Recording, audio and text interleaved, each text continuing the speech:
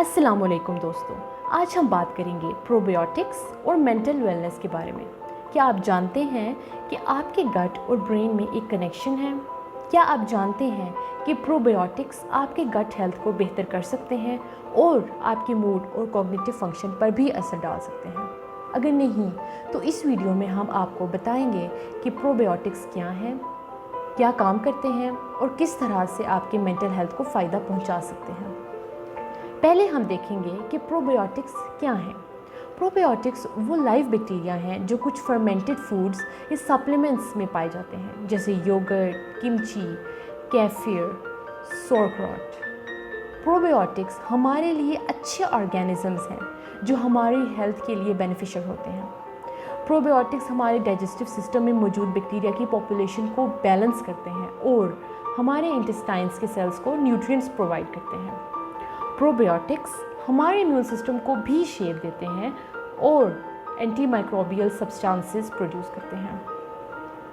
अब ये जानने की कोशिश करते हैं कि क्या प्रोबायोटिक्स का हमारे ब्रेन पर भी असर होता है। प्रोबायोटिक्स का ब्रेन पर असर इसलिए होता है क्योंकि गट और ब्रेन एक दूसरे से कनेक्टेड होते हैं, जो गट ब्रेन एक्सिस कहलाते हैं। गट ब्रेन एक्सिस में नर्वस सिस्टम का एक हिस्सा होता है जो डाइजेस्टिव ट्रैक में होता है, जो एंटेरिक नर्वस सिस्टम कहलाता है, और सेंट्रल नर्वस सिस्टम का हिस्सा होता है जो ब्रेन में होता है। इन दोनों के बीच में primary information connection vagus nerve होता है, जो बॉडी का सबसे लंबा नर्व होता है। गट को सेकंड ब्रेन भी कहा जाता है क्योंकि ये ब्रेन की तरह ही है, न्यूरोट्रांसमीटर्स प्रोड्यूस करता है जैसे सेरोटोनिन, डोपामीन और गैमा अमाइनो ब्यूटारिक एसिड, जो सभी मूड को रेगुलेट करने में की रोल प्ले करता है। दरअसल ये माना जाता है कि 90% सेरोटोनिन डाइजेस्टिव ट्रैक में बनता है। गट और ब्रेन का जो भी अफेक्ट होता है वो एक दूसरे पर भी अफेक्ट डालता है। जब आपका ब्रेन ट्रबल सेंस करता है, फाइट और फ्लाइट रिस्पॉन्स, तो वो वार्निंग सिग्नल्स गट को भेजता है, जिसकी वजह से स्ट्रेसफुल इवेंट्स डाइजेस्टिव सिस्टम में प्रॉब्लम्स कॉज कर सकते हैं, जैसे नर्वस या अपसेट स्टमक। इसी तरह जब गैस्ट्रोइंटेस्टाइनल इश्यूज फ्लेयर अप होते हैं, जैसे irritable bowel syndrome, Crohn disease या क्रोनिक कॉन्स्टिपेशन, तो वो एंजाइटी या डिप्रेशन ट्रिगर कर सकते हैं।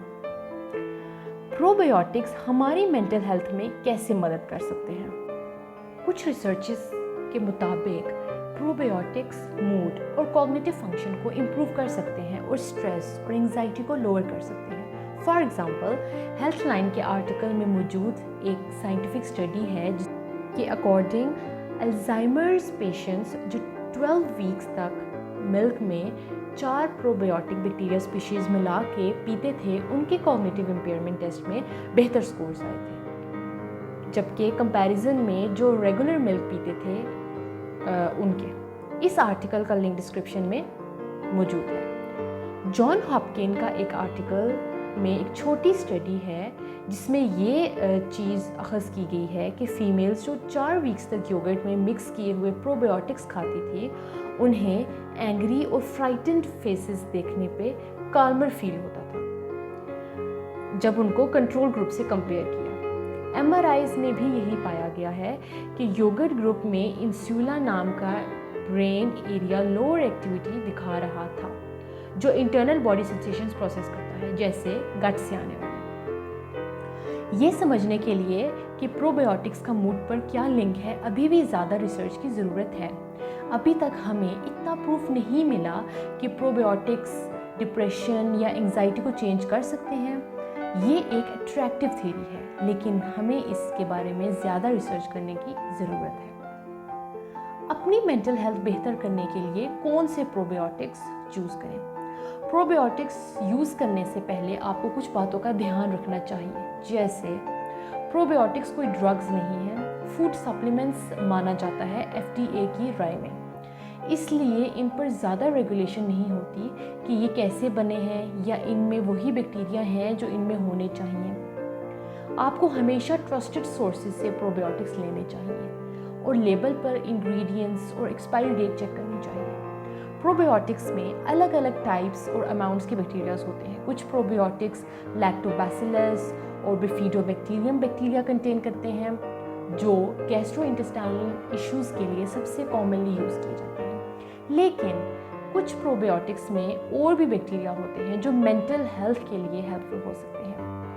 हार्वर्ड हेल्थ के मुताबिक ऐसे प्रोबायोटिक्स को साइकोबायोटिक्स कहते हैं।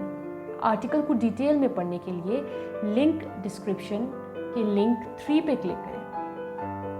हेल्थलाइन के एक आर्टिकल में साइकोबायोटिक्स में से कुछ स्ट्रेन्स जो मेंटल हेल्थ के लिए बेनिफिशियल हो सकती हैं वो ये हैं: lactobacillus helveticus R0052, bifidobacterium longum R0175, lactobacillus rhamnosus GG, lactobacillus casei Shirota, bifidobacterium animalis lactis BB12।